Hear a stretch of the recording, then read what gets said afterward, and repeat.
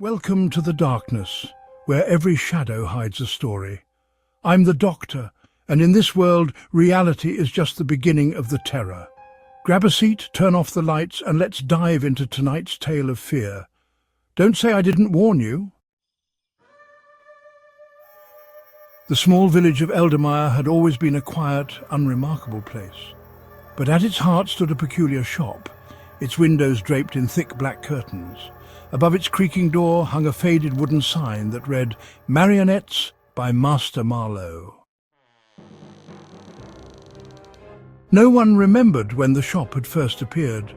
Some said it had always been there, as much a part of the village as the cobblestone streets.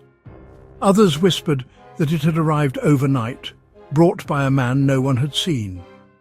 Inside, the shop was a marvel of craftsmanship. Rows of lifelike marionettes hung from the ceiling, each one carved with exquisite detail. Their faces captured a haunting realism, eyes glistening as though on the verge of tears.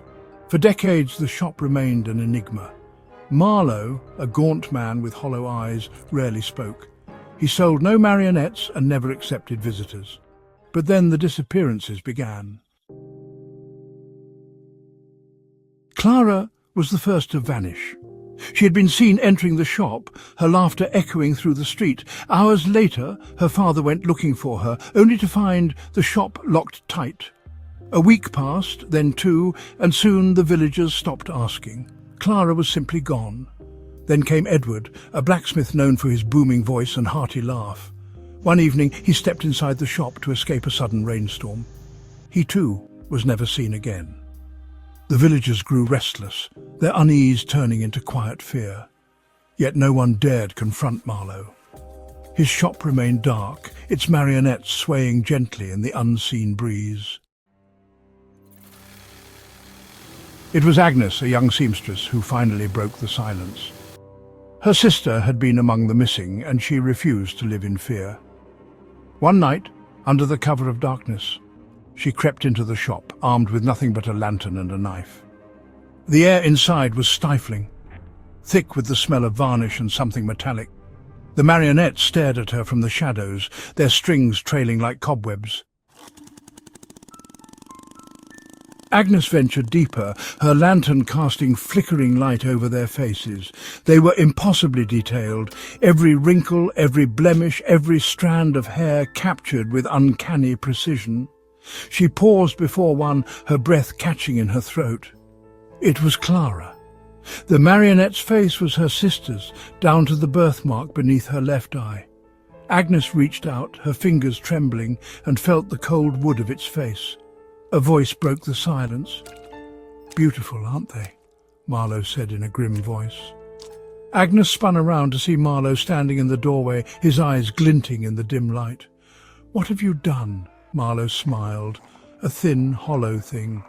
"They are my masterpieces. My strings give them life, far more than this world ever did." Before Agnes could react, he lifted his hands, and the marionettes came alive. Their strings moved as if guided by invisible hands, their wooden limbs creaking as they turned toward her. "Help me," whispered the marionette. It was Clara's voice. Agnes stumbled back, horror freezing her in place. The marionettes advanced, their movements jerky and unnatural. Each one begged, pleaded, their voices a cacophony of anguish. "You see, I do not carve the wood. I preserve their essence. Their souls become the strings, and the strings are mine to command." Agnes raised the knife, but the marionettes were faster. Strings snaked out from the shadows, wrapping around her arms, legs and throat. She struggled, but they tightened, pulling her toward the back of the shop. There, in the darkness, stood a half-carved marionette, its face blank and waiting. Marlowe stepped forward, his fingers deftly plucking invisible strings. "Don't worry, my dear. You'll live forever in my art." The last thing Agnes saw was her reflection in the lifeless eyes of the marionette. The next morning, the shop was silent, its curtains drawn. But among the rows of marionettes, a new figure hung. a young woman with tears carved into her wooden cheeks, and the disappearances continued. That's all for tonight, but remember, the night is never truly silent. If you enjoyed The Chill, don't forget to like, share and subscribe for more stories that will keep you up at night. Until next time, keep your lights on, or not.